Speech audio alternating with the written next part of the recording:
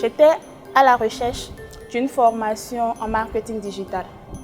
J'ai fait des recherches, j'ai trouvé des centres de formation. Mais les prix qu'ils proposaient, je me disais que ce n'est vraiment pas abordable. Qu'est-ce que je vais apprendre en une semaine pour vraiment devenir un digital marketer? Alors j'ai commencé par m'auto-former à travers YouTube. C'est là qu'un jour je naviguais sur Facebook où j'ai vu Whisper.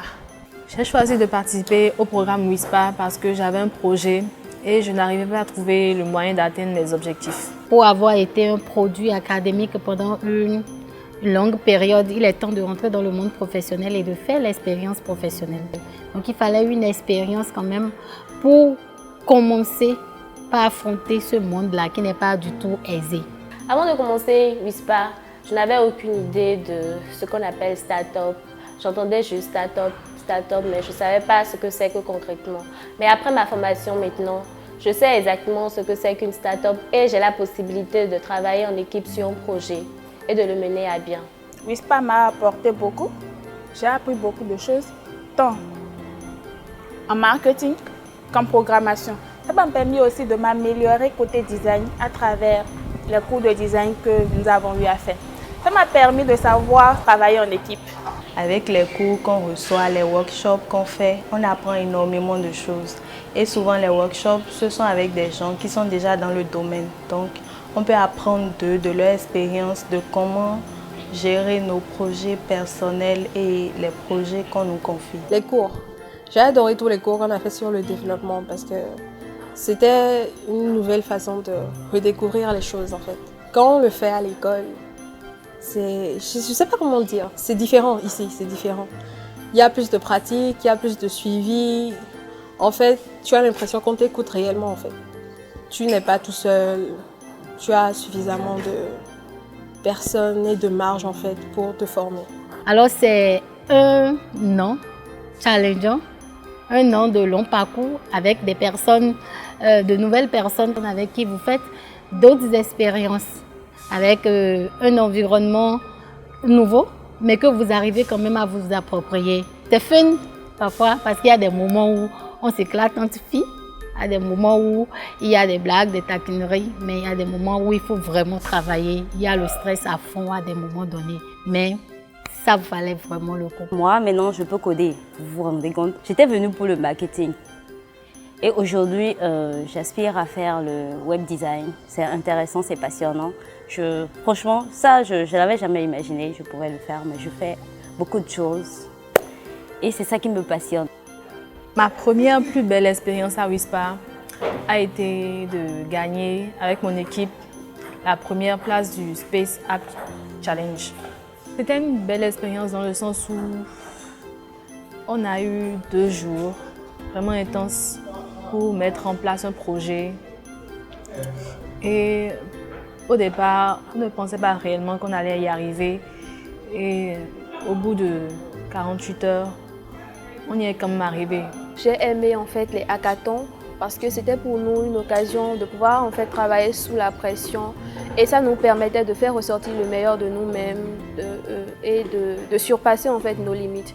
Un truc qui m'a particulièrement marqué, on était descendu pour la réunion du vendredi soir et on est remonté. Quand on remontait, Senam était devant la porte. Il a dit hey, Yaya, redescendez, vous allez pitcher vos projets. Ça, c'était un coup de massue pour tout le monde parce qu'on ne s'était pas préparé, on était toutes stressées. Mais bon, finalement, ça s'est quand même bien passé. La difficulté que j'ai vraiment rencontrée, c'est le déplacement. C'était difficile, mais je venais parce que je voulais quand même apprendre de nouvelles choses. Laisser aussi mes activités pour venir passer 1 an ici, c'est vraiment difficile parce que tu dois subvenir à tes besoins, tu as aussi tes propres besoins. Mais quand même, on a su s'y prendre.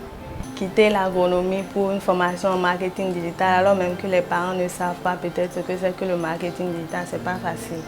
C'est pour ça au début, quand j'avais postulé à la formation, je n'ai rien dit aux parents parce que je savais que si je leur disais, ils allaient me décourager. Pour eux, c'est tu as ton diplôme, tu attends le concours de l'État ou bien tu te trouves un travail, tu vas t'asseoir dans un bureau. Pour mes parents, c'est ça. On est obligé de consacrer 100% de notre temps à Whisper. On n'arrive pas forcément à exercer des activités professionnelles qui vont en fait nous permettre de gagner de l'argent pour pouvoir assurer en fait tous les frais, comme par exemple le déplacement, je sais pas, et beaucoup de choses. Mais ceci a quand même été facilité par le fait qu'ici on a la nourriture à midi, donc voilà, ça va. On n'est pas dans la théorie, on est dans la pratique. Et cette immersion en fait dans les startups de Etri Labs nous a permis en fait d'apprendre beaucoup de choses et d'avoir plus de compétences. Nous avons été redirigés vers des startups de la maison pour pratiquer ce que nous avons appris. Alors j'étais à iTresta, un programme d'accélération pour les entrepreneurs, où j'ai travaillé avec Emmanuel et beaucoup de personnes. J'ai appris beaucoup, j'ai pratiqué beaucoup, mais j'avoue que ce n'était pas facile. J'ai aimé et apprécié travailler avec Emmanuel. C'est une dame que je prends d'ailleurs comme modèle, c'est une battante. Moi je l'appelle battante et une Amazone. On bénéficie des relations qu'on tisse ici avec ceux qui viennent nous faire les workshops, des personnalités. Récemment, on a reçu la visite de la présidente de l'Estonie. Ce n'est pas tout le monde qui peut voir la présidente et tout ça. Donc, c'est toute une communauté qu'on se crée en étant ici. Grâce à Whisper aussi, j'ai eu la chance de rencontrer des personnes intéressantes, comme la présidente de l'Estonie, par exemple. Et ça, c'était vraiment top. J'ai eu l'opportunité aussi d'aller au EcoBank FinTech Challenge où j'ai rencontré des pointures du monde numérique et de la finance. Et ça, c'était génialissime aussi.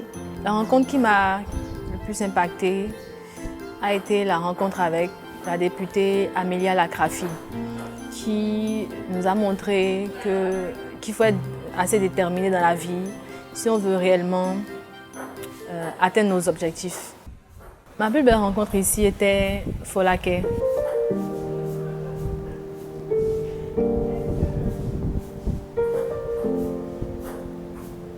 Ma plus belle rencontre à Wispa a été Folake, une fille très déterminée et très engagée dans tout ce qu'elle fait. La connaître m'a beaucoup inspirée moi-même d'abord parce que c'est quelqu'un qui n'a pas vécu dans les mêmes conditions que moi. Et quand je vois les choses qu'elle arrive à faire aujourd'hui, je me dis que tout est possible. Tout est possible si on a réellement la volonté. Les personnes qui m'ont le plus impactée, il y a d'abord Emmanuelle Buti. On avait fait un workshop avec elle qui avait pour thème, je crois, l'entrepreneuriat au féminin. Plus le workshop avançait, plus elle m'a fait comprendre que j'étais mon propre frein. C'est moi qui m'empêchais d'atteindre les objectifs que je me fixais, d'avoir de l'ambition, de voir beaucoup plus loin. Et c'était pas un problème en fait d'éprouver certaines émotions. J'ai toujours considéré que mes émotions étaient mes ennemis numéro 1, peu importe ce dans quoi je suis, que ce soit vie privée ou vie professionnelle. Donc elle m'a dit en fait que c'était pas un frein et qu'il fallait en fait apprendre à tirer le meilleur parti de ces émotions, peu importe le domaine de la vie dans lequel on se trouvait. Donc ça a eu un réel impact sur ma vie. Je peux pas citer des noms parce que je pense que d'une manière ou d'une autre, toutes les personnes qui travaillent à Etri Labs ont impacté en fait mon année, ont impacté la façon dont j'ai vécu ce programme. Durant toute la formation, beaucoup de personnes m'ont marqué, mais surtout Sénap. Il faut être en mesure de décoder les noms. Okay? Par exemple, vous allez présenter un projet à quelqu'un. La personne dit non, mais faites ci, faites ça et revenez dans 3 mois. C'est un non constructif. Oui. Mais vous savez, il y a certaines personnes qui ne peuvent même pas accepter ce non-là. Non, parce qu'ils se disent non, moi je suis prêt. Tu ne veux pas me donner l'argent tout de suite quand je vais voir quelqu'un d'autre. Il m'a marqué du début et je dirais du début jusqu'à la fin. Du début parce que pour les entretiens personnels, c'était lui que j'avais rencontré. Il nous a fait le cours de design thinking. C'était le premier cours d'ailleurs qu'on avait fait avec lui. Et c'était déjà le premier cours qui nous montrait comment est-ce qu'on rentrait un peu dans le monde entrepreneurial. ce monde qu'on s'apprêtait à affronter. Donc, il n'hésitait pas à dire les vérités. Il n'hésitait pas à vous dire, si tu procèdes tel comme ça ne va pas, va revoir telle chose. Même lors des pitchs, il te dit, t'arrêtes en même temps, quoi.